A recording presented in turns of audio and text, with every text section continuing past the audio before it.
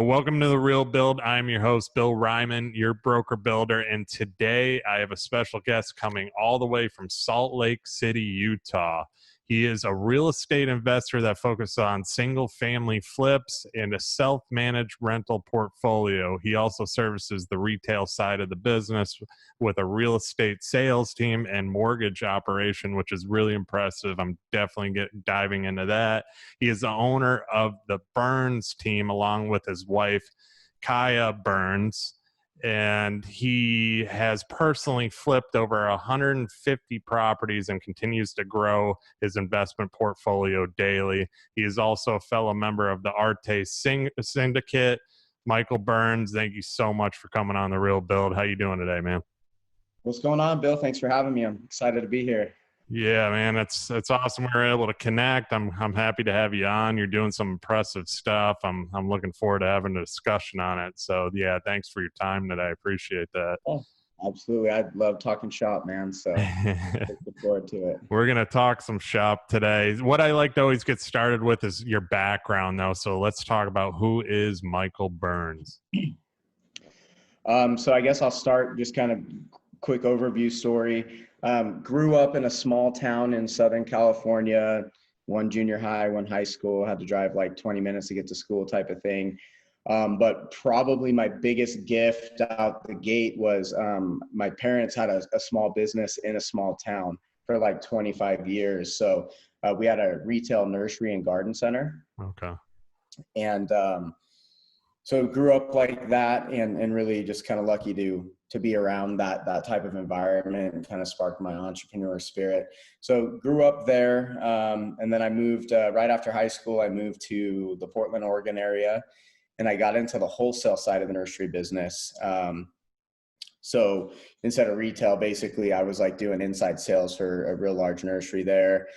Did that for a couple of years, really getting my sales skills going. And then what brought me to Utah is I went out on my own as a broker, essentially. So I had to deal with a couple of large wholesale growers in the Northwest, and they gave me exclusive rights to sell their product into all of Western Canada, and then like 8 states in the Western US. So Utah was kind of in the middle. Both my parents grew up out here. So that's how I landed in Utah. And then one day, my brother asked me, hey, do you want to go to this free house flipping workshop? Are you going to be in town next weekend? And I spent all the time on the road. So I was in town. We went to this free workshop and then signed up for the coaching. Everything was a lie. Like the sales guy, like carte blanche lied to us. Like they didn't do anything they said. So we ended up getting our money back. They pulled the call and saw the dude, pretty much just fed us a bunch of bullshit. So that was a temporary setback, buzzkill. And then we found another person, did their coaching program.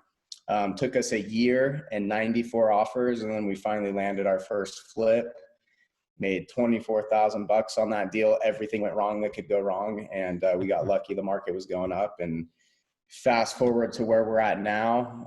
We're usually flipping 12 to 15 houses at a time. We've got 16 single family properties that we self-manage. And then I got a retail real estate sales team and then a mortgage branch also. So that's kind of what we're doing.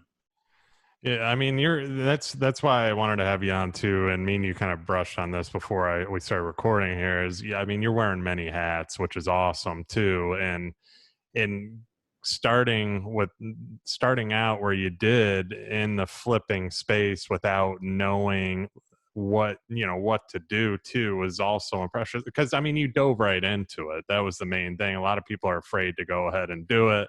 They go to all the workshops like you said, you tried going to them, but a lot of people will go to like 10 of them thinking they can become Mr. Flip and make a ton of money. But you just said screw it, let's dive right into it too. So let's talk about everything you're doing. I mean, you have your hand in a lot of different portions of the real estate business, which is awesome.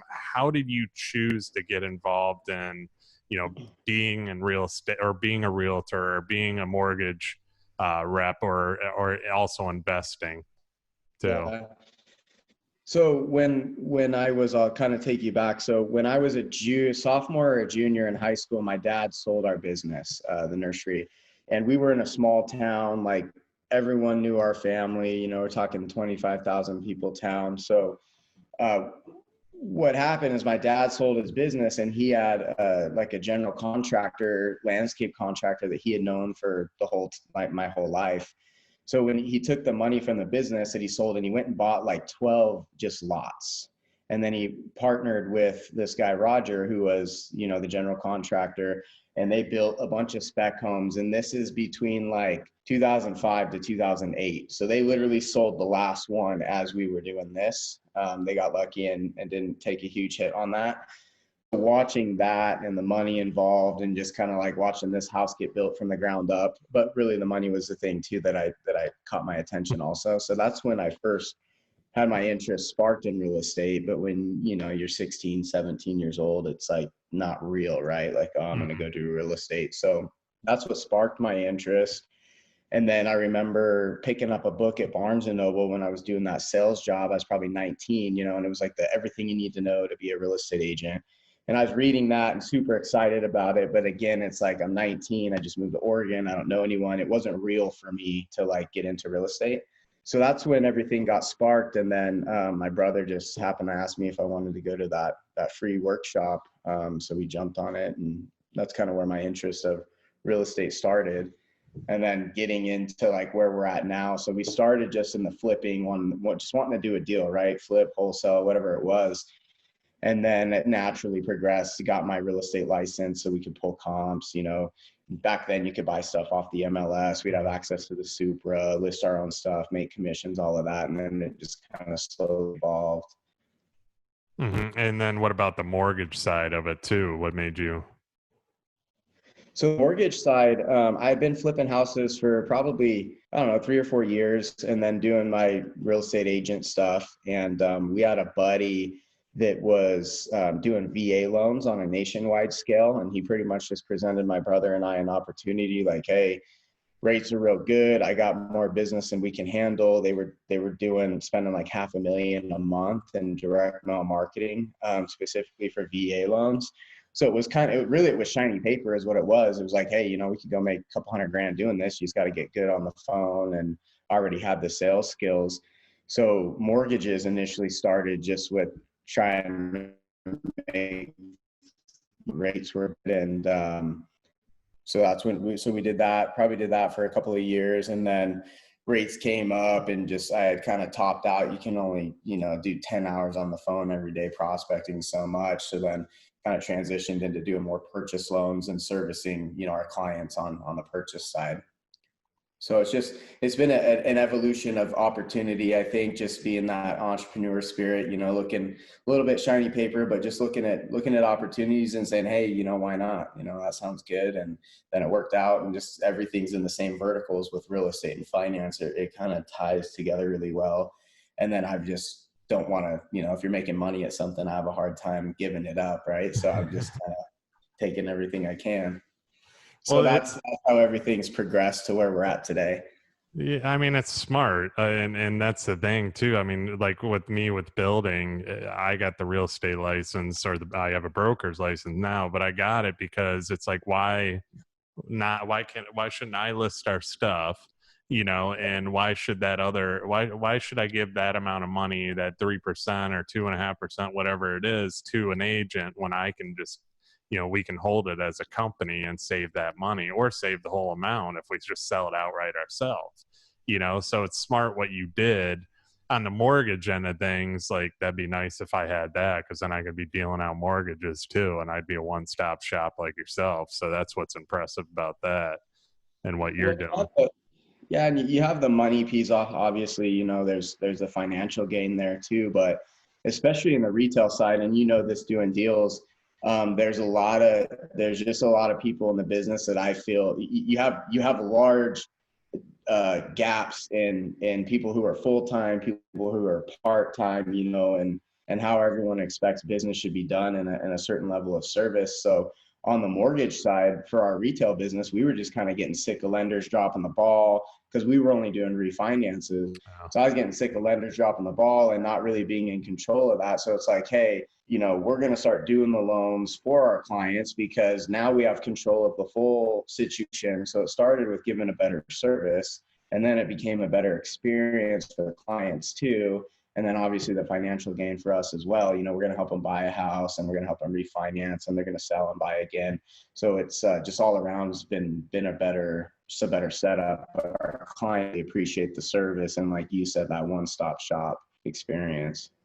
So now you have a team, pretty much. So on the real estate end, you have a team. I was kind of looking at your website and everything. You have a team kind of selling general real estate, or are they just selling your, your flips? How are you working with that?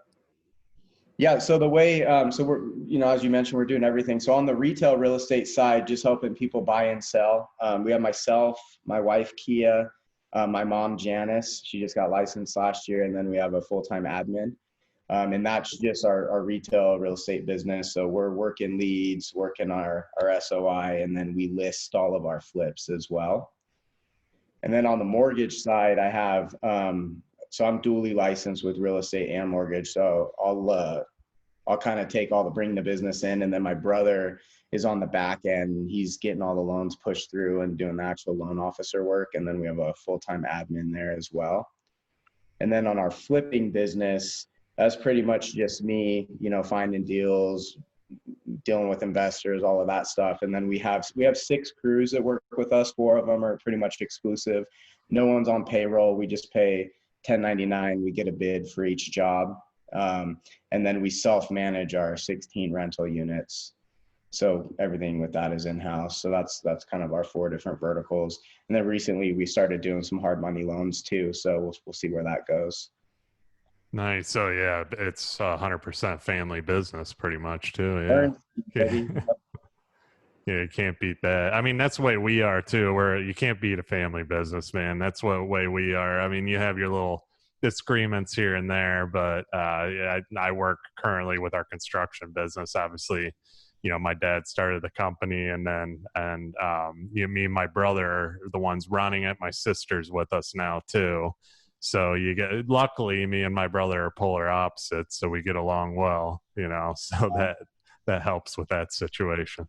I was saying your little disagreements, my brother and I are total opposites too, but we don't, we work pretty well together, but it's, when you're the driver and they're not, it gets a little frustrating, kind of butt some heads there. But it's cool, man. If you're going to be working hard and going through all the stress and high pace of this business is, you might as well be creating opportunities and doing it with family if you can make it work. So really great to have that. So it's cool.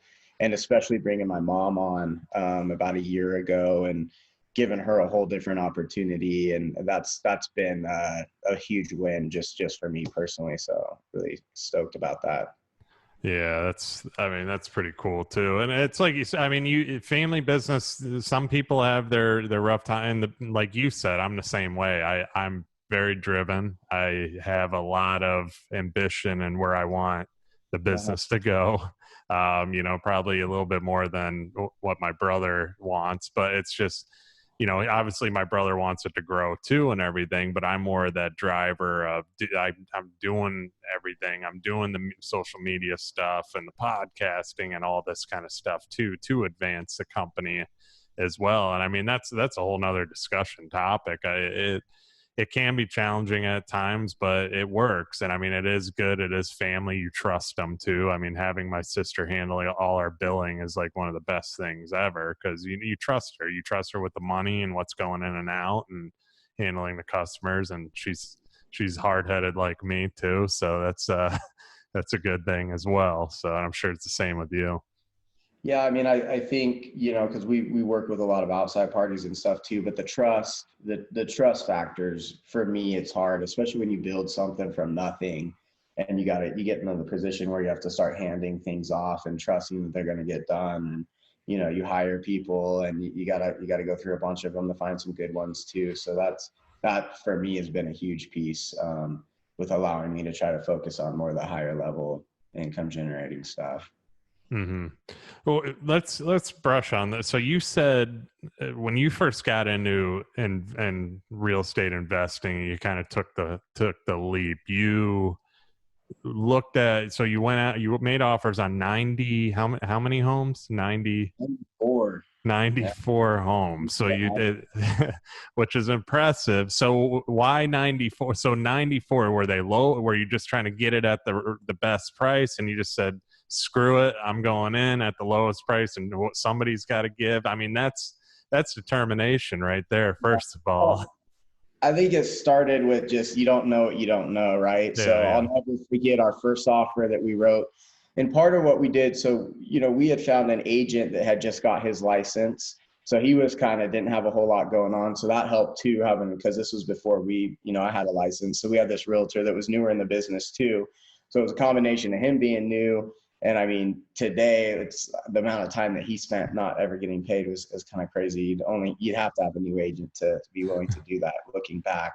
But I'll never forget our first offer, go look at the house, and everything was 20 grand. We had no idea on rehab. Like, we were always just like, 20 grand. It's going to be about 20 grand in rehab. So anyways, we write this offer and just totally nervous, like, what if they accept it? What are we going to do? We don't have anyone to wholesale it to. Like, we have no investors. How are we going to buy this? And it was just like, well, yeah, we'll figure that out, I guess. So sitting there nervous, almost in the back of my mind, like, I hope they don't take our offer. What are we going to do if they do? And the guy's response was, what is this? Some sort of unwelcomed joke. That was the seller's response. That's how bad our offer was. So we just, okay, that wasn't that bad. We're still alive, and we just kind of kept fine tuning and writing super low ball offers, but then, going through that process and learning how to value property, trying to, we're going to Home Depot, writing down pages of, toilet costs $100, this costs this much, trying to figure out how much stuff costs, and just figuring it out, so it was 94 offers because we didn't know what we were doing, first and foremost. And the market was somewhat competitive at the time too, but not knowing what we're doing and just coming in way too low was the biggest thing. Yeah, and well, I mean, obviously it was learning experience in general too, and that goes back to you just diving headfirst into it and figuring it out. Not a lot of people would do that because a lot of people are going to go to those events like you initially did. Half of them are probably schemed to try and get you to invest more money into their class or their program. Or buy my program for $97, and you'll learn how to be like me. So the old Grant Cardone trick, anyways. Bus But tours, man. It was all about the bus tours back then. 40 grand, come on this 3-day bus tour, and we'll show you everything you need to know. We almost got sucked into that thing. So thank God we didn't do it. We'd have been dead before we started. yeah, and I mean, but you doing that too. I mean, it was 100% a learning experience, and now you're at where you're at. How did you? From when you first got that initial house too. So what was the next steps after that? How'd you find the contractors? I know you said you brought up that you went to Home Depot. Did you start doing stuff yourself in there, or how'd you figure out that next step? Yeah, no, and I mean, I was as green as it gets. Like, I would struggle to hook up a DVD player for real. So like construction, me doing it outside of raw like demo labor, maybe some landscape, like that just wasn't an option because it's not within my skill set. So the biggest and best thing that we did is, and we'll probably talk about this later, but is we started going to our local RIA. And so when we started writing those offers and spending that year learning and trying to put it together, we had also joined the local RIA, or Real Estate Investors Association. And we're going to those monthly meetings and the monthly lunches and meeting people and networking and trying to just be in the mix, right? So they would have quarterly seminars back when I first started. So we went to any and everything that we could locally just to be around guys that were doing what we wanted to do, picked up a couple mentors, guys that would let us go walk their flips or whatever. But we had, at the end of one of the seminars on a Saturday, there was this older guy and his wife just kind of standing to the side. And I just, kind of a talkative guy, went up, introduced myself, said, hey, how's it going? And turns out he had just sold his business to IBM. And I don't know how much money he had, but he was like, they're a retired couple, lived about 3 hours south of us, but they were looking to start lending some money and they wanted to get into hard money lending, but they had never done a deal. They were just as green as I was. So we had just so happened to so I met them there, had a follow-up call. So again, just doing the work, following up with them. Hey, just wanted to reconnect with you. I appreciate, meeting you guys. And if you're ever in town, I'd, love to get lunch or whatever. And he knew we were newer too, never done a deal. So we were kind of like on similar levels in what we were trying to do. So we had ended up setting a lunch for a Saturday with them like a couple weeks out. So the Friday, I guess I'll just tell you the whole story. So the Friday before, so that Friday before my lunch that I already had scheduled, this guy calls me who I had also met at one of the local RIAs and says, "Hey man, I got a deal. The buyer fell through. Are you interested?" And I said, "Yeah, I'm definitely interested." So this was like Friday night. So Saturday morning, I went and met this guy, walked to this house. There was 18 inches of snow on the front yard. So we're like trucking through the snow. We go in there and he's like walking me through, showing me what they were going to do on the rehab. And I took his word for everything. Took his word on ARV, took his word on, what the rehab would cost and pretty much everything. And he was like, I was like, "Yeah, man, I'd love to try and make the deal work." And he's like, "Well, here's the deal. It has to close Monday." And it's Saturday. So we don't even have a business day. I've never done a deal. And in my mind, I'm like, okay, well, there's just no way. So anyways, we go to lunch later on. Me and my brother go meet this guy, Gary, and his wife. And we're at lunch. We're sitting down, talking, blah, blah, blah. And then I chickened out. I didn't even bring up the deal. So we're getting up. We're like leaving the booth, and he's like, "Well, let us know if you have anything." We're like shaking hands. And I was like, dude, it was like crossing the road. It is now or it's never.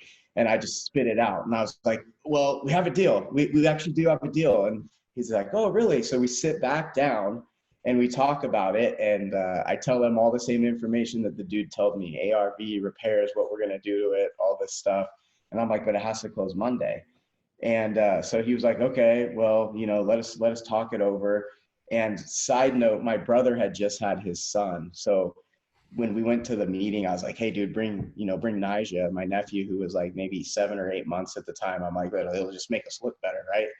So anyways, we're using my nephew as bait. I don't know. So he calls me later on. We get up, we leave. He calls me later on that afternoon. He's like, "We talked about it. And we're gonna take a risk on you and your brother, and we'll fund this deal for you on Monday." And even today, funding a deal on Monday that I walk Saturday, I can do it, but I mean, it's not a walk in the park process, right? So we ended up buying the deal, closed on it, and so that's how we found the money. And then the contractor piece was a referral from that guy who we bought it from. So we had kind of blindly trusted that contractor, and we had met some other people too. It ended up going super sideways with him, which is another part of that story. But to answer your question, just the RIAs and being around it, being around the people that are doing it, that's why we were able to kind of get the ball rolling. Yeah, and then as far as so you meeting that investor or whatever, and then doing the hard money, explain the hard money loan so people understand it a little bit better, in the process with that and how you got the funds, and then I'll go to the next thing, which is, Okay. So I don't remember what we bought it for. Let's just say 185,000 for easy numbers. And I think our rehab budget was like 35 grand. Okay. So this investor, he lent us, and this was another lucky thing too, because at the time, hard money guys weren't doing 100% of purchase price financing. So that's a plus of having a true private lender. So he lent us the 185,000 to buy the house. So he fully funded the purchase of the house. And then I just had to show him that we had the ability to have the rehab money. So I had some cash saved up and we had some credit cards and stuff. So he funded the 185. We paid 2 points. So a point is 1% of the loan amount. So we paid pretty much 2% of the loan amount in points, and then 12% interest. So pretty much 1% per month. No monthly payments. Everything was on the back end. And it was a 6-month loan. And then we, for the rehab, we had cash and credit, Home Depot cards, credit cards, stuff like that we used to pay the contractor and do that. So we like bought the materials and then just had a labor bid. And that's how we were able to put that deal together. Gotcha. And so how in the final, basically he's giving you that money on a loan. It's 100% of his money. And then you're paying him interest throughout the whole entire process. And then how do you split up? So once the house sells and is completed, how are you splitting up? He gets the majority of the money because it was his 100% money, or how's that? It was just a straight interest loan. So at the end of the loan, title company, he's recorded on title just like bank Gotcha. would be. So title company just asked him for a payoff. So he had his 185, his initial loan, plus he had the 2 points or the 2%. I guess you could call that an origination fee or just 2 points, and then 12% interest per annum, which is broken down to essentially 1% per month. So you count the daily interest for however long we had it, and then you add in the 2 points in the original loan amount, and that's how much he was paid off at the end. Okay. And then everything else came back to us, all our rehab money, and then we made a little over 24,000 on that first deal. Nice. And a lot of experience to go with it, right? A tremendous amount of experience. Yeah, we had a bad contractor, had to fire him. He put a lien on the house. We had to get an attorney involved, threatened to sue him, sent all these letters. We actually closed on the house, and title held like double the amount of the lien. So we closed on the house and didn't get any money back. And then finally this guy like agreed to release that. So we were able to get our money. But yeah, it was a crazy scenario in that first deal. And the market was appreciating. Otherwise we would have broke even or lost money. We just got lucky. The market was going up. Yeah, that's I mean, it's a process. And I mean, you, like I said, I keep reflecting back on this, you diving into it like you did is awesome. And because not a lot of people would. I mean, how would you, if say somebody really wants to get into real estate investing, they have 10 grand to their name or something like that. How would you, they don't have a lot of money, but they want to get into it. What would you recommend that somebody does? Because there's a lot of people right now, there's a lot of the the gurus or whatever are all saying, the financial guys, you need to invest in real estate, here's what you need to do, rich dad poor dad, this and that. It's just not a lot of people. That's the biggest fear of it, is I don't have a lot of money to my name, so how am I going to do what those guys are doing? So what would you recommend? Everything starts with a deal. If you have a deal, you're bringing a deal to the scenario or the equation. There's always going to be room for you. So just finding a motivated seller where a deal truly is a deal. Everything else will come around. It's easy to get the money. It's easy to get maybe a partner, or it's easy to partner with an experienced guy like myself. Someone brings me a deal and says, "Hey, I have this deal. Do you want to partner, or can I wholesale it to you?" And then you kind of like show me the process. Anyone, if you have a deal, you're going to have outlets and options. But whether you're, no matter what you're trying to do, whether you have money or not, and you're new in real estate, I would recommend you join your local real estate investors group for sure. If there's multiple of them, join those, because people who are there are doing deals. There's going to be wholesalers there, flippers there, buy and hold people, hard money guys, agents, title. Like, you're going to have everything you need in that room. And then I would just really just start showing up and getting in the mix. And then secondly, I would learn how to analyze a deal. So when you're looking at a deal, you actually know, hey, is this a deal? So when you have the basic foundation of looking at a deal and understanding, okay, well, the numbers looks like, the ARV or the after repair value, we could sell it for this much. It's roughly going to cost, this much to get it there, and learning the formula to run the numbers. So you actually know, hey, here's a deal. Maybe it works as a flip, or it doesn't work as a flip, but maybe it works as a rental property. So really being able to do basic deal analysis and understanding what you have those would be my two things I would recommend. Start networking locally and really just learn the foundation of analyzing a deal. Yeah, I mean, it's a numbers game. That's the thing. And to learn those numbers too is so big.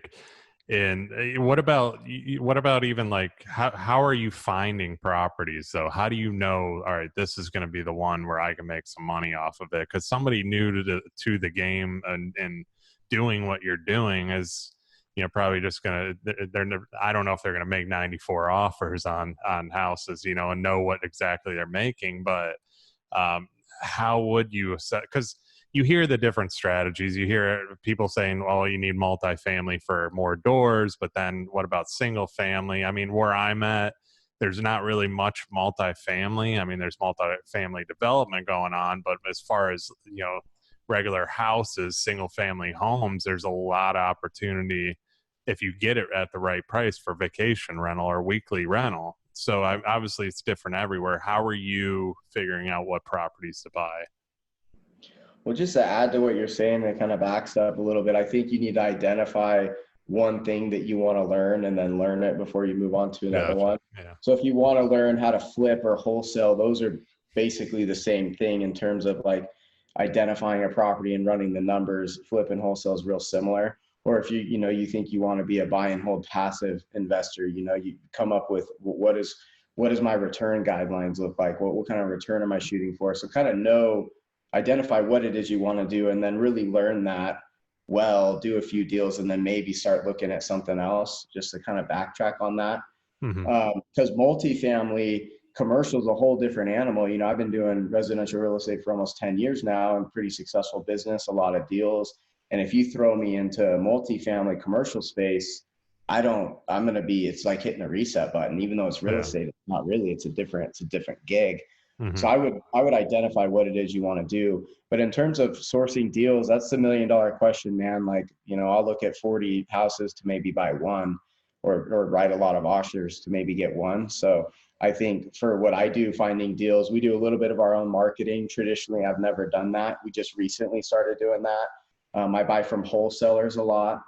So for your audience that doesn't know what a wholesale is, that's someone that goes and says, okay, Bill, I'm going to buy your house for 120,000. We put a contract together for 120 grand. And then I take that contract and I sell the right to buy that house to, Joe, who's a house flipper over there. And I say, hey, I got this house on 123 Main Street.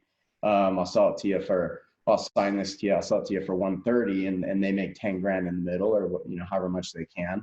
So that's called wholesaling. I buy a lot of deals from people like that. Once in a while, we'll find something on the MLS. We actually closed on a house yesterday off the MLS. Agents, networking agents that are seeing deals out there, bringing them to me, or maybe they have a listing that's about to come on the market and they just call me before it hits the market. That way they're able to double side it. Vacant houses, if you're driving around and you see a home that looks run down, it's got tall weeds, I'd write a quick little note and go tape it on the front door. Like, hey, I'd love to buy this house. We pay cash as is. Call me if you're interested. We've bought homes that way before. You could call for sale by owners, give them a call. They're probably not going to be as educated. They don't have a realtor helping them out with values. Maybe they're a little bit more motivated for rent by owner, same thing, trying to target tired landlords. So it all works. It's just you doing the work, right? I just gave everyone 6 or 8 different strategies, and I've bought houses and made money on all of those different strategies. But it's picking up the phone, it's going to the networking event, it's shaking hands, it's building relationships, and that is going and doing lunches. And that's where I've built my entire business, whether it's investors, finding deals, contractors, just get out there and build relationships, let people know what you're doing. We bought houses because, someone knows another guy who, they just inherited a house, it's beat to shit and they need to sell it. And, this guy Mike flips houses, call him, So I think just being out there and in the game is going to produce deals. And then you got to have the knowledge of knowing what you're looking at. Yeah, I mean, what you just said right there too is you getting out there and putting in the legwork. That's the main key to any business, as we know. But it's and not a lot of people are willing to put in the work like you did, and they want to go the easy route, and that's in your business, especially what you're doing. Networking is huge in my business as well. The more people the bigger your business is going to grow, and it took me a little bit to figure that out. Then joining Arte and stuff too has helped tremendously with that, and even expanding to other networking groups and stuff. And COVID hit, and obviously it's a little bit different networking in person, but we're starting to get back to normal here in Florida. So it's just it's all about the legwork and putting in the legwork, and people need to understand that that's what you've been doing. And it's a lot of grind in your business too, because you're constantly looking for the best deal, and people need to understand that, because I've had a lot of investment guys on my show, all from different areas around the country, different price properties too. And and that's kind of a key thing there too. So, you know, if you're buying houses at 100, and what's your average where you're at of what your purchase price? Yeah. Our average purchase is probably like 220 to 275. Is that like a 3-bedroom, 3-bath type house? What is that usually? Yeah, I mean, in Utah, most of the homes have basements, you know, so that's Okay. probably a 1,800 square foot, 3 to 4 bed, you know, 1 to 2 bath house. So basically and so you've learned, the main thing that you've done is you've taught yourself your market more than anything, because obviously my market's going to be different than yours. We don't have basements. A houses here on average, a single family home, you can get them in the 200, 300,000 range. You know, it just differs. Anything on the water is going to be through the roof here. But it's all learning your market and so on too. And that's what a lot of people don't take the time to do as well, which you did. And it all started with 94 offers on homes too, which was your initial phase to everything. Yeah, and I mean, when you're out, you know, when you're out doing it, you're going to learn, you know, you're going to start seeing in the prices in different parts of town, and you're going to start, you know, you're going to start noticing like, oh, you know, 700 East is a busier road, homes sell for less money there, you know, or you're going to notice, you know, 1300 East, for whatever reason, when you're looking at the comps, homes on the west side sell for less than homes on the east side of that road. And when you're out there doing it, and you got to get familiarized with it, and you can't learn that in a book, you can't learn that in a seminar, you can't learn that on a podcast. You have to like get in the trenches and go do it. And it's going to take patience, you know, and a big piece of this too is mindset. You know, like you're gonna, if you're new in a business and you've never done a real estate deal before, or you're a new loan officer, or you're a new real estate agent, you're new at whatever you're doing. Look, you're new, you're green, you don't have experience, and you're getting out there, but you got to keep in mind there's guys like me that have been doing this full time with a team for 10 years, and you're competing with them. So, you know, like you gotta just get out there and start failing forward, you know, because it's not going to go smooth. You're not going to hit it. Maybe you'll hit a deal right out the gate, but more than likely you're not going to. So you got to have the mindset of understanding it's going to take a little time. I need to be persistent. I need to get used to hearing no. Things are not always going to go smooth, and it's probably going to take 10 times the work than you think it's going to initially. You know, I think a lot of people think, oh yeah, you know, I'm just going to hop on the MLS. I want to buy a couple houses this year. And there's just, you know, you go to the deal pond and pull one out. That's always the biggest question. And when I was first getting going, that's what I always wanted to know. Where'd you get the deal? How'd you find the deal? And it's like, I thought there was just this, like, you had to be part of the cool club kid to know where the deals were at. And it's just, you got to be out there, you know, and you just got to be out there and in the mix and doing it. And then the more that you work and you're around and people are seeing you, you start to generate this momentum, and then things start to come to you, things start to flow, you'll start attracting stuff. And I know that sounds crazy, but it's true. And it's the same thing with the money piece. I was always caught up on like, well, how am I going to get the money? You know, and if you find a good deal, everything else will come in around it. That would be the biggest thing I would stress to a newer investor listening to this. Just focus on finding a good deal. If you have a good deal, like I promise you, there's going to be multiple exit strategies for you. There'll be multiple options for you to make money, and you truly are in the driver's seat. So that would really be my word of encouragement with that. Yeah, I love that. And I love everything you just said right there for sure. Cause it's in any business that, you know, you have your 10 years of experience, and I'm as far as me being in real estate in general, as far as a broker and selling general real estate, I tell people that, you know, I got a guy that works with me. He struggled a little bit off the bat. And I always tell them too, I mean, if you put in the legwork, you do the things that you need to do and try different things too, you know, write handwritten letters to a whole entire neighborhood, take the time to do it. I did it, you know, I wrote Christmas cards. I forget where my hand, I don't even remember how many it was, but it was an insane number. And other handwritten letters to people. So you're going to get I remember when I did the Christmas cards, I got 3 listings off those Christmas cards, because people called me. They're like, wow, we really appreciate your cards. I can't believe you did that. It's on my fridge, you know. And then who'd they call when they're ready to list? Me. And not a lot of agents, you know, you get the screen print, the ones fresh off the press that normal realtors always print out there. Here's what your market looks like. Yeah, hire me as your agent if you're listening today. The handwritten thing, doing that, taking the time to do it, or even going around and going to the events, like you said, and meeting people and getting in front of people locally and so on. It's like there's no excuse not to.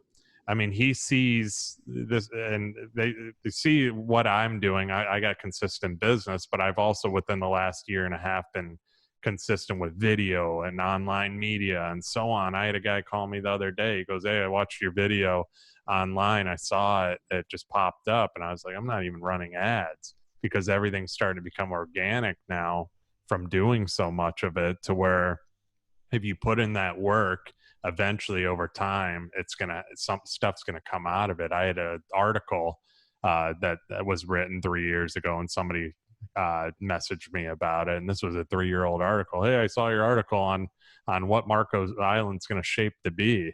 And I'm like, well, that was like 3 years ago. You're just now seeing that. But this stuff, it all adds up of what you do, and like too.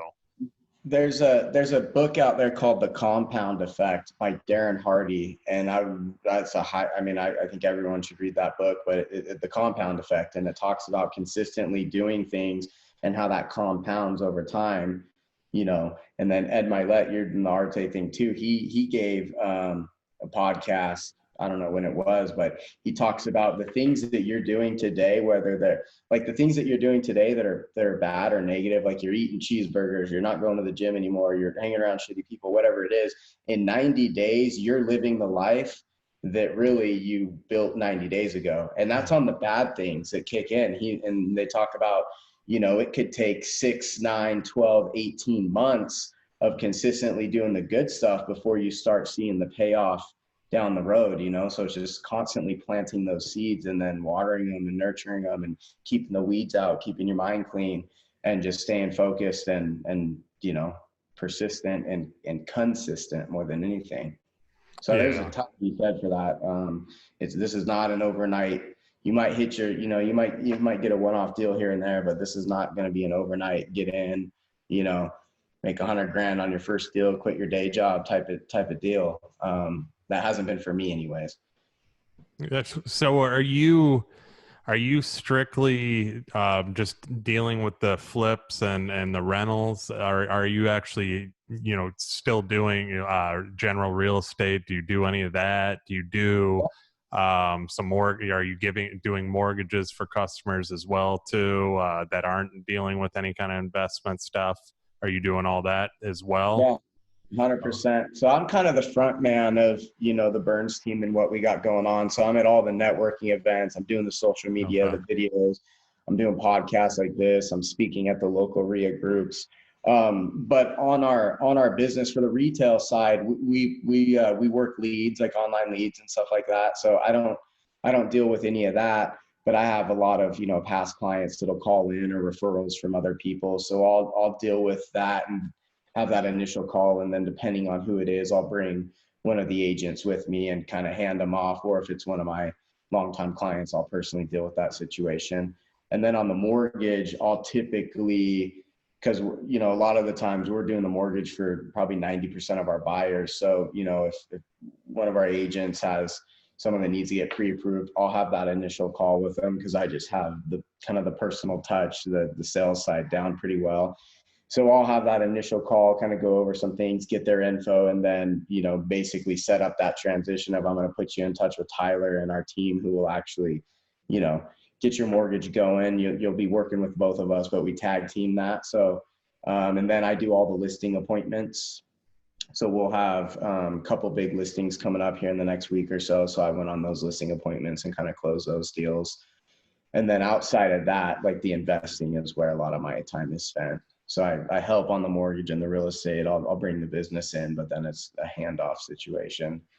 And then with the investing, I'm, start to finish, like looking at the deals, like all the networking and relationships with wholesalers, agents, our investors, dealing with our contracting crews, and just kind of keeping everything going there and finding new deals, getting new deals in the door, raising money. That's probably what I spend 70% of my time on. And then the rentals is pretty much every once in a while, like we're evicting some people right now, but that's pretty much just collecting rents, you know, a few maintenance calls here and there, but that's pretty low maintenance for me. So as So we're growing, my biggest struggle is making sure I'm focused on the money making activity. So I get in the weeds a little bit, because it's hard to delegate everything off, you know, when you start from by yourself to where we're at now. I've always said, yeah, I mean, what you're doing is similar to what I'm doing. I got a bunch of different things. I'm kind of all over the place. I always said I wish I could clone myself and have a bunch of me, because it'd make life Yeah. and business a lot easier. Sound from what you're saying too. It sounds like you're in the same boat, definitely. One is Too. when you got that whatever it takes attitude, you know, like yesterday I was at a house and the grass was a little dry. No one else is there. I'm there. So I'm watering grass for 20 minutes, which I should be paying someone 10, 12 bucks an hour to do. But, you know, it's like, it's just in my DNA, you know, I'm just going to do whatever it takes to get the job done. So sometimes it ends up being lower level things that I get mad at myself for doing. So as far as the mortgage end of things too, because it's been a while since I had somebody on in mortgages in that department on this show too. What are you seeing? And I know you kind of handle the initial, so you know this stuff. What are you seeing as far as the best route for somebody buying a home? And then we'll go into the investment side of things too after that. But let's talk about, because obviously I got a lot of different people on this show that, whether they're getting into real estate investing or they're just buying general real estate. This show's all about kind of showing people in general what to look for in the real estate and construction world. So what would you recommend on a more, because obviously interest rates are at an all-time low, and there's probably the mortgage companies are insane. I'm sure you guys are busy too. A lot of refis out there right now, a lot of construction loans that, I'm trying to recommend people to deal with too. It's just, what do you recommend if they're going that route and just regularly buying a residential home? I think first and foremost is a lot of people they kind of do it backwards. They want to go out and look at a home, find a home they love, and then it's like, oh, we should figure the money part out. So I think step one is talking to a lender and filling out a loan application, doing a credit pull, get them your income docs, your taxes, your pay stubs, and see where you're at. That way, okay, this is where I'm at now, and then decide, maybe that works for you, and maybe you need to work on some credit, or you need to pay off some debt, you need to refinance a car, whatever it is. But I would definitely find out, where am I at and what are my options? And if you don't like that, like, what do I need to do to get to where I want to be? Mm-hmm. And then also, looking at your different options, like if you're a first time buyer, maybe you don't have a down payment, so you need to do a down payment assistance loan, or just kind of figuring out how much money do I need to put down, getting familiar with closing costs, and really starting to prep yourself and having the information that you need. So that way, when you're out looking at properties, you know what you can afford, what type of loan you're going to have, and you kind of have an idea of the numbers, get a feel for what are the payments. Maybe you qualify for a $450,000 house, but maybe your housing budget, to feel comfortable is $1,700 a month, and maybe that only gets you $300,000 house. So I think really understanding your numbers and your options is for sure the first thing you want to do. And then also the down payment piece, because a lot of people in our market, especially if they're first time buyers, they don't have money saved. Everyone's living, paycheck to paycheck, debt's up to here. People that are selling a home and have good equity, they're able to roll that into the next property. So I think that would be my suggestion, is really just, where am I now and what are my options? If you don't like that, maybe your credit's at a 645, but if you get to a 680, that changes your interest rate by 0.5%. Now you can afford $35,000 more, So just, that would be my advice, is really finding out where you're at. Yeah, no, I love that advice, because I mean, you are right. A lot of people skip the initial. They go looking at houses, and I'm actually one of those where I say, "Are you pre-approved?" This and that. You got to ask that question first. But a lot of people don't, and they go out house hunting, and then they end up picking a house that's way out of their, out of what they can actually afford, and then they go to get the mortgage, and then you're going completely backwards, and the whole deal ends up a mess. Well, and So talk about a bad experience, falling in love with a home that you and your family love, and then you find out you can't yeah.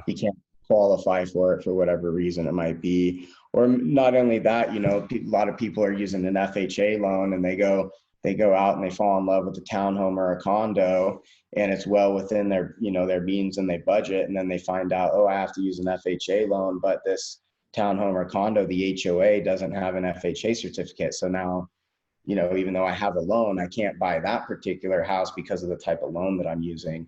So it really just, way too many times, and in retail, people, they fall in love with something, they can't have it, and then they compare every house after that to the one that they've been at. So just to save yourself from a bad experience.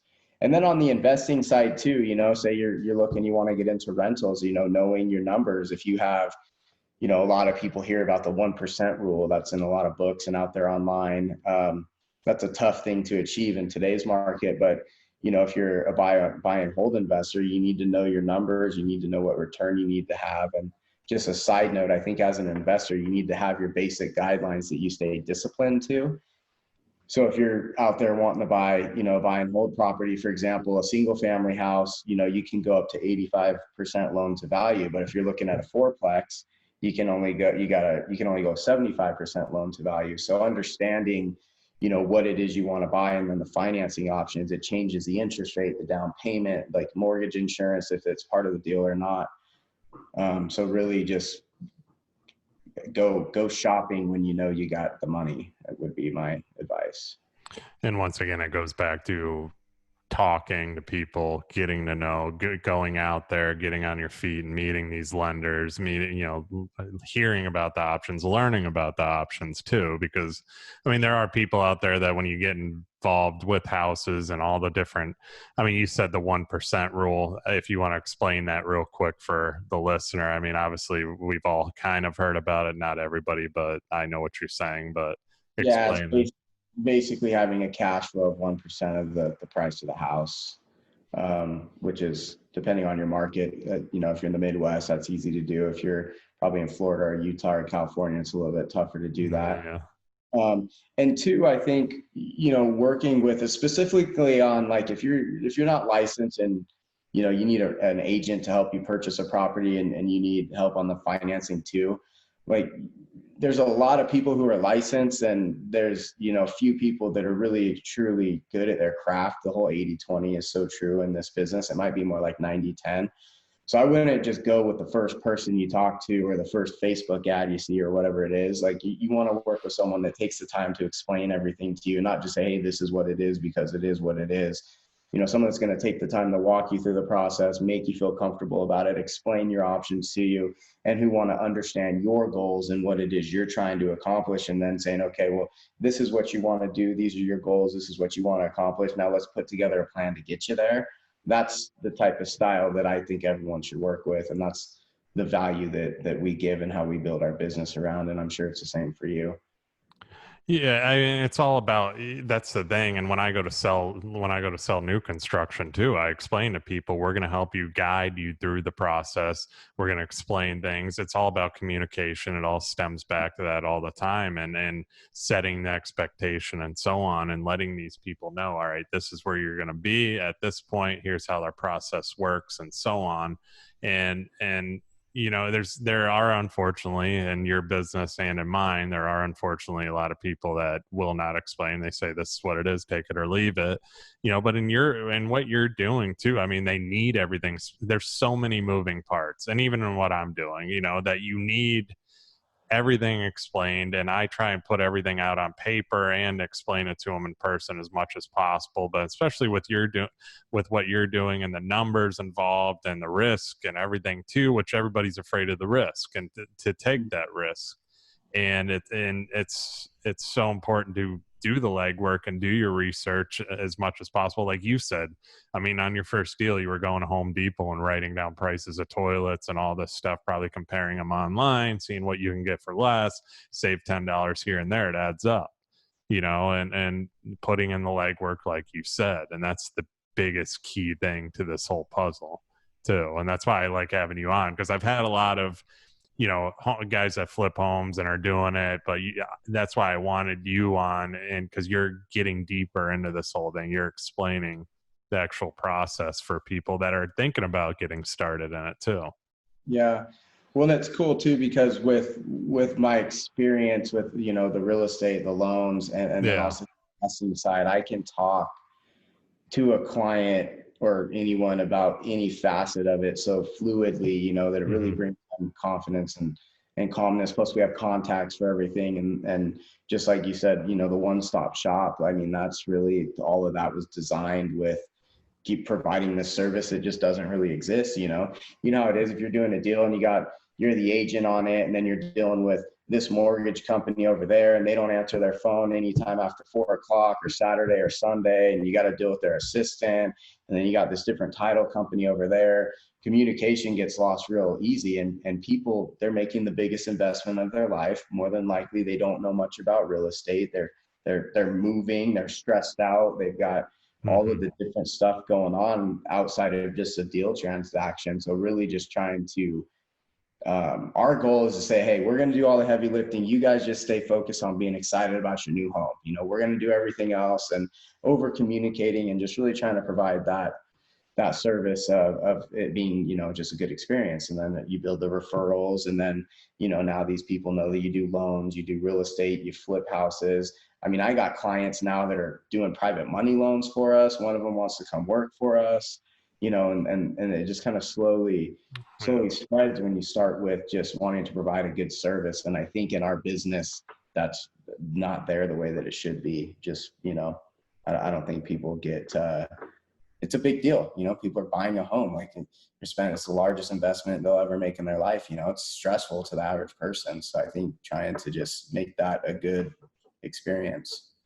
Yeah, I mean, going off what you said, I always said it's like it's branching out like a, you know, like a tree. Basically, you have that initial foundation, and then everything kind of stems off of that. And that's kind of how it's happened with me, with, you know, being in the construction industry, then being a real estate broker, so I can provide them real estate service on top of, you know, I can get them the initial property to build on. I go above and beyond on that. After we're done with this podcast, I actually got to find a guy a lot, and I told him how I explained how I work is I work harder than every other realtor, and I know it's just a piece of dirt, but I look at everything. I look at the dirt height, because dirt where I'm at's not cheap. Obviously, it's Marco Island. It's an island. They got to haul it in, and trucking costs, it's expensive. On top of, you know, I look at seawalls because it's on water. I look at if there's animals on it, because that's a whole nother ordeal, and you got to get permits for that, and it costs money. And then I look at surrounding houses. Is there rentals next door? Because there's a lot of seasonal rentals. You know, if there is a rental, I look into that, you know, because are they going to have noisy neighbors? That's a big problem, you know. So it's going above and beyond, but offering that back to that branch out service. So we build them the house, we build them the best home we can, we do the walkouts, the punch outs, give them the best experience, and then I offer home watch. You know, so a lot of these people are seasonal where I'm at, so boom, there's another business that I do is I started a home watch branch to where okay, again, a lot of people like that because they want these houses checked on weekly. You know, Yeah. so I walk through, I check them weekly, I give them a little report on, hey, your weeds are too long. That was one guy's house the other day. It's the only thing I found, but his weeds were, you know, the lawn guys saw those shutters down, and the lawn guys are like, you know, we'll skip the weeds. So I told him about his weeds, and he's like, thanks, appreciate all your help, this and that. I had another lady, I've been helping them with I had to jump their battery in their garage because their son came to pick up the car that was in the garage or whatever. But it's just doing those little things. And she bought me a giant bottle of Grey Goose for it. She's like, I don't know what to buy you. Everybody loves vodka. I'm like, yeah, thanks. You know, but it's expanding out the business, and like you are too, and hitting all those different things. I wanted to get into the vacation rentals, but like me and you talked about it, there's only one of me. You know, I wish I can clone myself, but there's only one of me. So that's a slow process to the next step of what I want to do. So what you're doing is awesome, and I love it. And, you know, I kind of wanted to get into too. I told you I was going to hit you in all different directions on this one too, but I wanted to get into like your process as, you know, as part of your business with the Burnz team, homes and loans. Like, how's that process from start to finish? Like somebody comes in and then where do they end up? And then how do you continue it after the fact, after they get a home or whatever it is? Yeah. So, I mean, we'll have that initial call with them, whether it's on the real estate side or the mortgage side. Typically, it's on the real estate side first. So we'll have that initial call, whether it's an online, if it's a repeat client, like a referral client or someone we've worked with and we have a relationship with them, then it's a little different because you already have that existing relationship.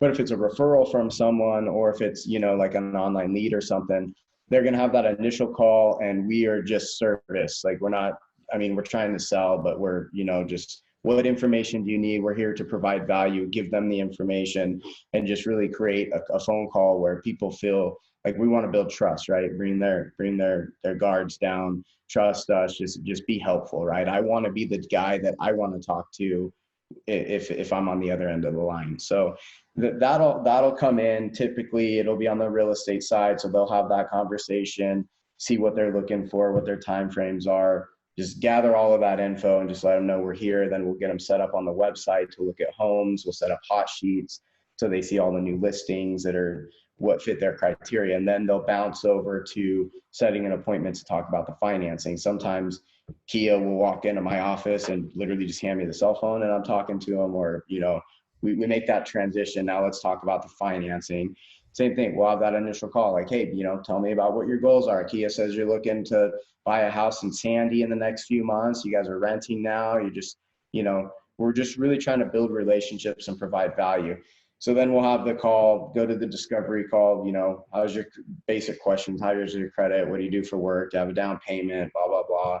And then based on what they tell us, then I'll present some of their, the options that sound like would line up well for them. And then we'll say, hey, we need to get a mortgage application to really see where you're at. And then we'll get all of their information. And then when we pre-qualify people, we don't just say, oh yeah, you should be good. Like we run it through automated underwriting, and I'll tell them that too. Like, hey, on the financing side, the last thing you want to do is fall in love with a home and then not be able to get it. It's a really bad experience. We don't set people up for failure. So when I tell you you're good for $312,000, it's a done deal unless something happens outside of our control. So that's what that process looks like. And then, they'll be out looking at homes and they'll be working with either Kia or Janice on that. I don't show properties, and then we're just servicing them. And the biggest thing is everyone just wants to know what's going on. So we try to keep a really level, like, hey, this is where we're at today. This is what's going on. This is what's going to happen next. So we're always setting the expectation of here's where we are. Mm-hmm. This is what happens next. So we'll tell them what the home writing an offer process looks like before we're writing an offer. And then once we get an offer accepted, we'll say, okay, now we have our offer accepted. This is what's going to happen next. We need to get earnest money in. We need to do due diligence. You need to get a home inspection. We have people we work with. You can get your own. The guy that does ours does my mom's house. That tells you how I feel about them. People pretty much, and they like that we have everything just dialed in for them, right? So most of the time, they're just going to use all of our people for everything. But it's always just saying, hey, this is where we're at. This is why what is happening is happening. This is what's going to happen next. By the way, not to alarm you, but just based on the, this scenario with your credit or this house, this could be a possibility that would come up. Maybe it's a snag or something. If that happens, this is, what that would look like. So always just trying to keep people calm and let them know what's happening next. That's all people want. So we'll do that thing all the way through closing. And then when we close, we bring them a nice gift basket.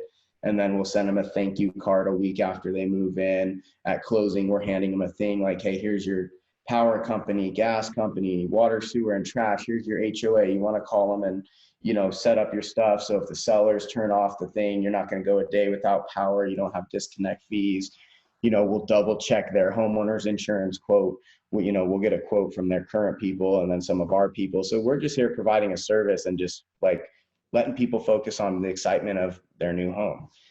And then, for example, right now we have 4 of these custom barbecue sets with Burnz team on it that just came in the mail yesterday. So we're sending 4 of those out tomorrow or today because it's 1-year anniversaries, So then we put them into our CRM and we try to send out monthly cards or, quarterly calls and just stay in touch with people, let them know we're here. When rates went down, we're calling past clients, hey, rates are down. I would refinance. I'm personally refinancing, so I suggest you look at it if you want to save some money. So just taking care of people and building relationships. Does that Yeah. answer? Yeah, oh yeah, definitely. No, yeah, that's what it's all about too. But the best part about you is that you have everything there too, so it makes the process, streamlines the process actually, and makes it even easier than having so many moving parts too, which is huge. A side thing that's coming up too, like if they're on the listing side, we're always giving weekly updates as well, so people know what's going on. Whether on the buy side, it's way more labor intensive, a lot more is going on, but on the sell side, we'll give people weekly updates. Hey, home inspection, or they did this or that. But on the investing side of our business too, I send monthly updates to all my investors that have money in on deals. So I'll just send them a quick email, hey, a lot of our guys, they'll have loans on 6 or 8 properties. So I'll just give them just a quick breakdown of what's going on what deal they're involved in. And, we're on track. Things are looking good. We have just keeping them updated so they know, I told them, hey, this one's probably going to be 4 to 5 months in the deal. So it's always over communicating, no matter what area of business it's in, is pretty much what we do. Yeah, and I want to go back to the investment side of things too. So, let's talk about how do you distinguish what properties to invest in? And going with that, I mean, like I kind of brushed on earlier was, you got vacation rentals, the VRBOs, the Airbnbs, stuff like that.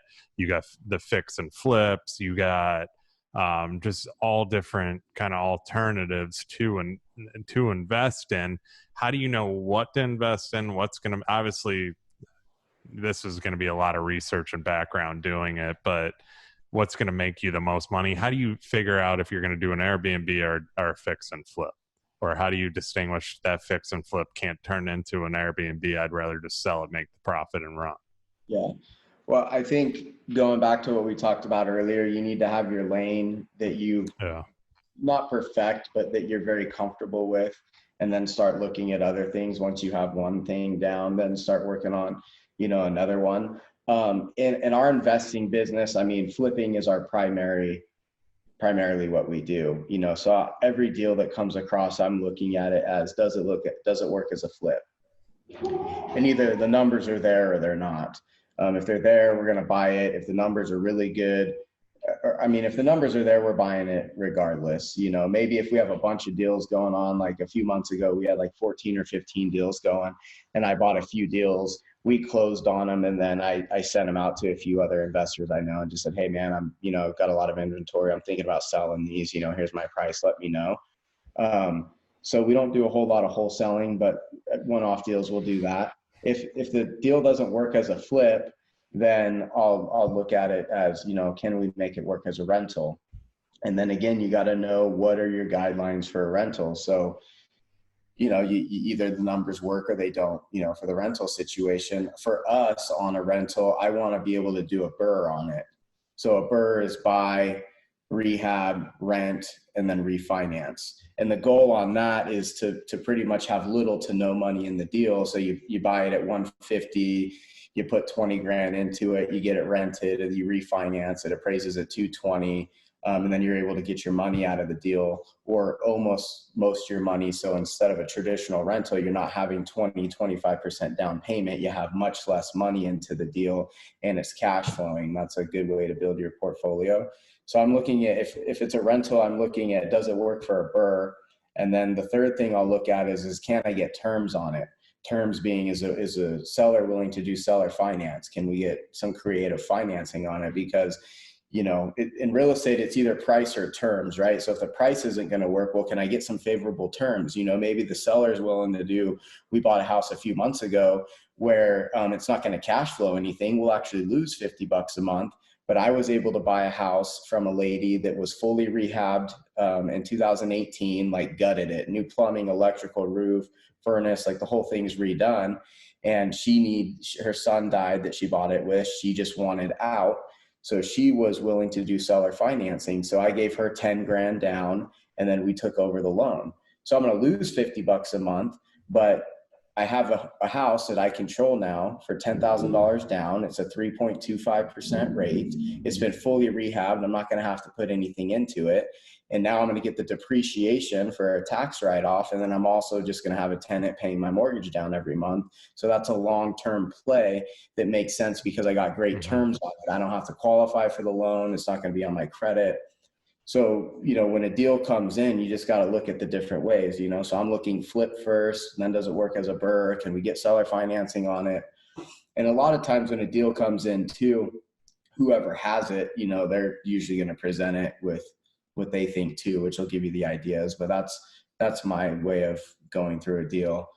And then if it's off market too, what's cool about the retail side is, sometimes we'll have marketing on and off going, but there's been a lot of times where it doesn't work as a flip. It's not going to work as a rental. They're not willing to do seller financing. They still want to sell. So it's like, hey, we do retail real estate too. We'd be happy to list it for you. Maybe we'll give you a deal on the listing commission and try and help you guys get rid of this house. So that's what my process looks like. Yeah, that's awesome. I mean, it's a lot. It's a lot for somebody new to it to take in. But it goes back to what you said, though. A lot of it is just going through general experience, experiencing what works and what doesn't. And yeah, I mean, if I could take me today and go back to the first 4 years, I mean, there's so many deals that I didn't do because I only knew flip, right? Yeah. Or I wasn't as confident or as comfortable with seller finance and, doing creative financing stuff.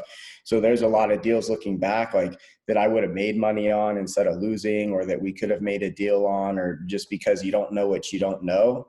And the only way to do that is to just be doing it every day, and you slowly progress. Warren Buffett, when his first stocks he was buying when he was a teenager, and Warren Buffett today, it's a totally different. And it's the same thing in real estate. So you learn as you go, but this truly is a business where you're not going to learn it in a book. You're not going to learn it on a bus tour or a seminar or whatever. Like this is a get in the trenches, get your hands dirty. And I mean, we still lose money on deals sometimes. We have stuff go sideways, and there's a lot of variables also. So it's just, you got to do it. Yeah, I cringe if I think about when I first got into the stock market, how much money I lost. But a lot of it was impatience too, and that being impatient. That's in any business too. But a stock market's a good example. When I first got in the stock market, selling my Amazon shares at $645 a share, and now they're over $3,000. So, you cringe a little bit but you live and you learn, and then you learn patience, and lose some money to make money. So. Well, and even if you lose money, I mean, that's the situations that I've lost. Like I've lost 50 grand on a deal a few times. I've lost 20,000+ several times. And when you're in it, you only see like this sucks, right? And all the frustration and the stress. But when you get out on the other side of that and you're moving forward, you look back at those, like some of those lessons that I took, like I wouldn't trade them for that money back. And it's hundreds of thousands that I've lost on deals because you learn something, or your threshold grows, or you just grow. As long as you're paying attention, you're doing what you can with it, but you grow in your ability to, like, if I were to look at my ability to handle problems or stress or stuff that even 2 years ago would have ruined my day, like I have a 10-minute bounce back period now, and that you only get there by doing, you know what I mean? It's like trying to lose 100 pounds. It's not just going to happen. It's one bite at a time. That's the best lesson right there out of this whole entire thing. If somebody just takes that right there, that's the whole entire podcast.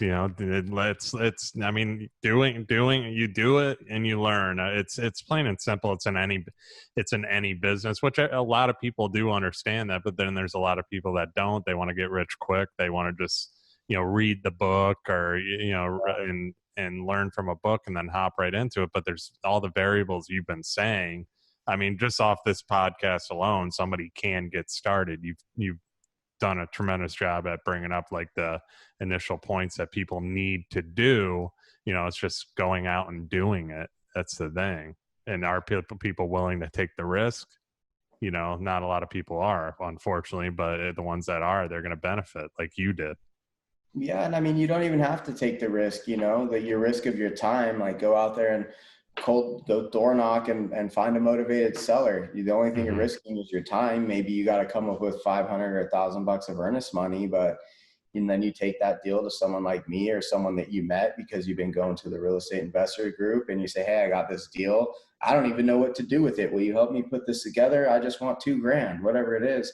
But I mean, it doesn't have to be this high risk where you're putting everything on the line, got to quit your job. It doesn't have to be like that either. It's just going out and doing it.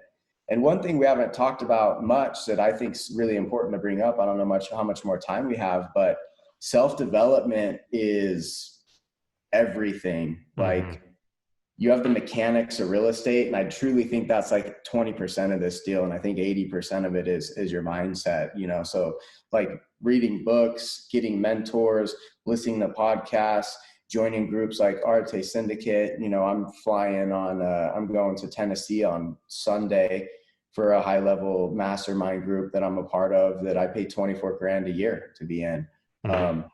That is what has got me where I'm at. It's not, like, the knowledge helps and the mechanics of whatever business you're in, but your mindset is huge. So I would encourage you guys to read 10 pages a day, upgrade your friends. Who are you hanging around? Like the old saying, like the 5 people you spend the most time with is you'll be the average of them. And I know sounds kind of old and lame, but it's true, like just pick anyone. And I mean, it really is controlling your environment, and what's going in is going to make the biggest difference in your life, not only business, but your happiness, your overall confidence. Like, I think that's huge. So I wouldn't want to end the podcast without talking about self-development. I would credit like all of my success to that.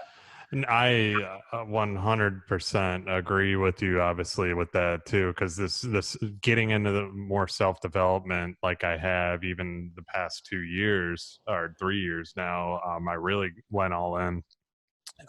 It's been life-changing. I mean, confidence, every single thing. Like, it's like you said, I mean, you get around people. When I go on Facebook, I'm not seeing a bunch of celebrities or Instagram. I'm not seeing a bunch of celebrities. I'm seeing a bunch of Arte people, that are doing big things and stuff like that. And it pushes me to be like, all right, I need to step up even more. I'm hard on myself. I'm sure you're the same way, but it's just that mindset it puts you in that, like my girlfriend now, she's like, man, you're hard on yourself sometimes. I'm like, no, I'm not hard on I just have the expectations of being better than I actually am. I know I can be better. I know I can grow the company that I'm, higher and bigger than ever before. It's just doing the things you have to do, reading the books, gaining more knowledge, like me and you are doing right now with Arte, and making the connections, learning off each other too, and having a conversation like we are. It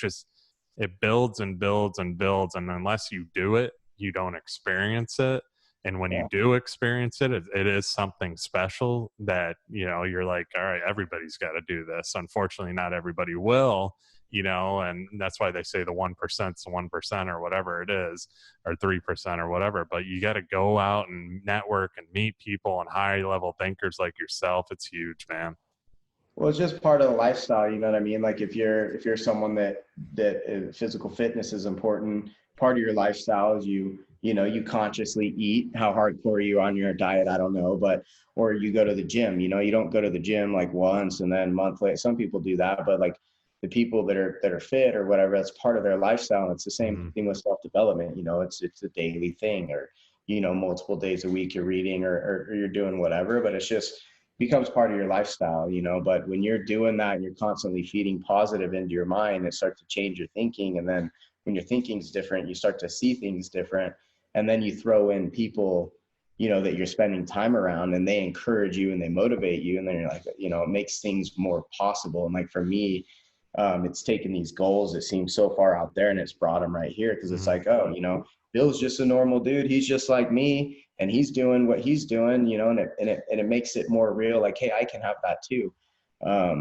So if you were to get anything off this entire podcast, like the people you're surrounding yourself with and the self-development is more important and go to your local RIA. Those would be my 3 things. More important than anything. Yeah. I don't know what my TV just popped on sound randomly, but no, I highly agree with you, man. It's those are huge keys, because I mean they've obviously pushed you even further than where you were in the past too, and your business has probably grown off of it. And having those principles you're talking about and doing them, and pushing yourself to go after those goals too. And actually if you fail a goal, you feel bad about it. That's another thing, like, why didn't I accomplish that, or how could I do it differently to accomplish it and do it better? It's huge what you're saying. And it's crazy how when you dive full into bettering yourself, learning, gaining knowledge, like it works. I mean, it's not a magical formula. You just have to do it, and it's worth the money to spend. I mean, you just said you're spending $25,000 to go to a mastermind. Well, I'm sure it's worth it. You don't think twice about that, because it's worth every penny, and that's the way it is with Arte, too. It's the same thing. Like, it's worth every single penny. I've been in it for 3 years now, and now that they brought the syndicate and everything together, I'm going to continue to grow in it and step up and get around, the people and reach out to people and learn from them too, because that's what it's all about. Yeah, and it's just setting and holding a new standard for yourself, but you're slowly raising your standard as you get better. Your standard gets better, and compound effect. You do that over time. I mean, I'm not the same dude I was 6 months ago, let alone 4 or 5 years ago. But August was the biggest month I've ever had by like a lot. And we're in the middle of a pandemic, you know what I mean?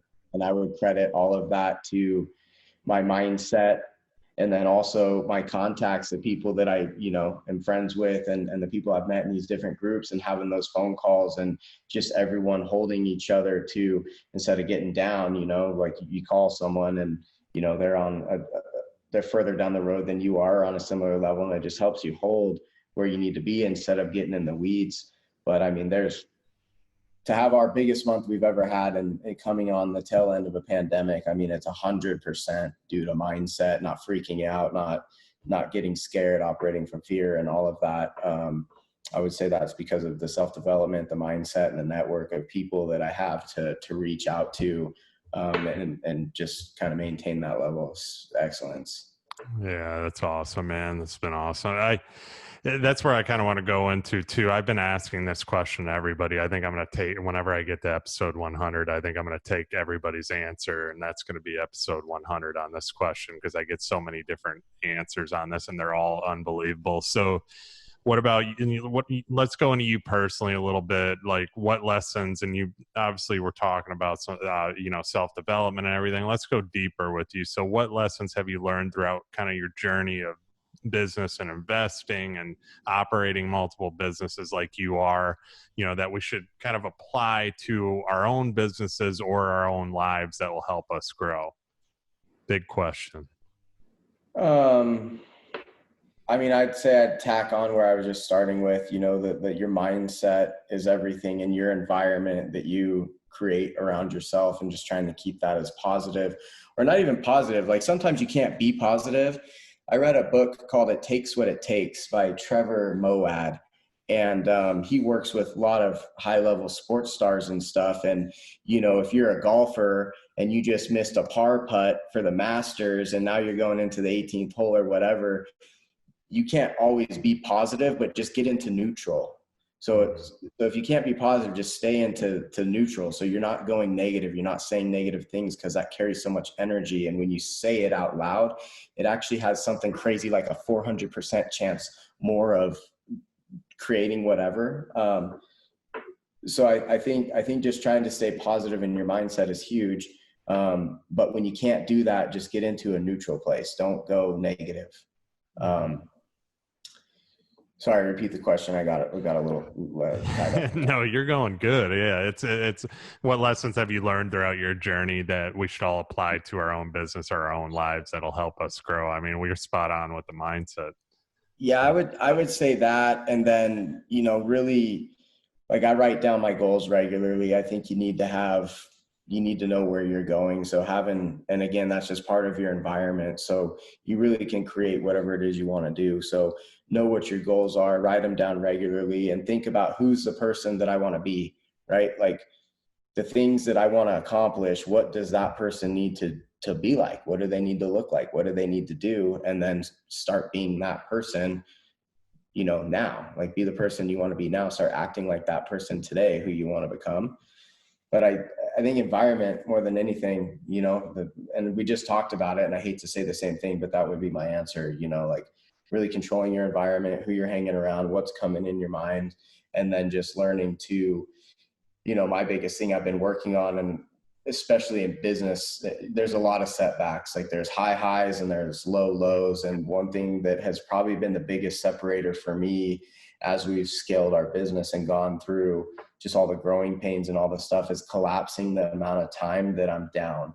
Like, you take a blow, you lose money, employee quits, you get, just whatever issue that comes in that affects you in a negative way, trying to collapse the amount of time that you're mad or upset or pissed off or just whatever, like shrinking that time and then getting back to, okay, it is what it is. Like, I probably say that to myself 100 times a day. It is what it is. Now what? We just got to keep doing that, keep moving forward. And you can't do that if you're not, knowing where you're going and why you're doing what you're doing, and basically supporting yourself with an environment all the way around that's going to help you become who you want to be. Love it. Yeah. Once again, another solid answer for episode 100. I'm definitely putting that episode. I was just thinking about that because I've had so many great answers on that. I'm like, I got to put it into like a full episode, because put all these on video, it'd be a long video. That'd be good too. So, but no, I love it, man. Another question I always ask too, obviously you're doing a lot of big things. You're having a lot of success. Everybody asks you about your past. Let's hear, where you think you're going to be in the future? 5-10 years, where will we see Michael Burnz in the future? I think just, continuing doing what we're doing, fine tuning it and being more efficient. I think in a flipping business, there's a ceiling to that. You can only flip so many houses at a time. So I'd like to really just get efficient with that and keep doing what we're doing. And then I want to grow our mortgage and real estate. So we're pretty much have the licensing approved on our mortgage company. So we'll be our own company. And then real estate is shortly behind that. So I really want to grow that. And I'd like to get into commercial real estate deals, doing some multifamily stuff, maybe some commercial stuff, storage units, but that's the next progression in my real estate investing business. And then I think just with all the self-development and stuff I've done, I really have kind of a passion for that and sharing what I've learned. So I'd like to be on more podcasts. I'd like to do more speaking, and I'd really like to kind of share my message out there with people. I'm not super clear on what that is, other than, you can go create the life you want to do and kind of just share a lot of the stuff that I've learned. But I'd really like to get out there more with that. I think I have a message that could help people, get and create whatever it is they're wanting to build and do in their life. I hope this was the start to that message right here. This will be the first starting point for you to be on all those podcasts and start your own too, man, because this has been awesome. And my last question, that's what this show is all about. What exactly do people need to look for when investing in real estate, and why should they use Michael Burnz and the Burnz team Homes and Loans as their go-to? There you go. Well, the first part of your question is what to look for. I think, whether you're here in Utah working with us or you're in Florida or whatever, I think the biggest lessons in real estate is everyone wants to do a deal so bad, right? You got to be honest with yourself on the numbers. It's so easy. You give me a deal and I can make it look like a deal on paper, no matter what it is, So I think really being conservative and honest with yourself and your numbers, and being a disciplined investor is important. It's, on a flip, it's really easy to be like, oh, well, the comps say 240, the market's good, I bet we could sell it for 250, and then rehab's probably 40 grand, but I bet if we get in there and we're tight on our numbers, we could probably do it for 35. And then you don't sell it for 250 and you end up spending 45. Now you're breaking even, best case scenario, or losing money. And then you have a bad experience and you're probably going to quit real estate at that point. So I think really just being honest about the numbers going into a deal and being disciplined with whatever your investor box looks like. I think that's super important. And then as far as the Burnz team, I mean, you heard the podcast, man. Like, we just care more than other people do. You know, from an experience standpoint, you're just not going to get the experience, the service, the personal touch. I think that I've built my business, no matter what it is, on relationships, and will continue to do so. And it's just, I don't think anyone touches that. I love it. Yeah, Michael, this has been awesome, man. A ton of great information. That's why I really wanted to have you on too, because like you said, you're hitting every angle. You know them. I've had investors on in the past, but they didn't really. This was a lot deeper dive into it. So I hope this helps my audience. Last thing, and I actually should say I know it will help my audience, but the last thing, where can people find and connect with you? Yeah. So on Instagram, Michael.Burnz, Burnz with a Z, Burnz. And then on Facebook, I think I'm Mr. Michael Burnz. But I'm doing stories every day. And one thing that I like to do is I just like to keep it real. I'm pretty raw. There's no, I'm rough around the edges, I guess you could say. But people appreciate that. And that's just kind of my style. So I try to provide value, and content and giving tips every day and stuff like that. So would love to have you follow me. And if there's ever anything I can help with, whether it's you, anyone, of your audience, hit me up. I'm an open book. And I had some people when I was first getting going, just really be generous with their time and information. And so I try to give back with that as much as I can. Yeah, that's what it's all about, man. And it's all about being raw on your content too. People want to see you and who you are. You can't be fake with it, as you know too. And that's what it's all about. So definitely go check Michael out on his Instagram and Facebook. And guys, I appreciate it. Michael's got to get back to work. So it's been a longer podcast, but it's been great, man. I really appreciate you coming on, because this info has been, somebody can take this, and if they don't start investing, I don't know what else to tell them to. So, I appreciate you, man. Yeah. Thanks for having me. And hopefully I provided some value. That's always my bottom line goal, is I just want to bring value. So. No, you definitely did. Thank you. I really do appreciate your time and you coming on. And thank you guys for listening. Like, subscribe. You guys know the drill. Comment too. It gets more people to see and listen to the show. So thank you all for listening. I'll see you on the next episode.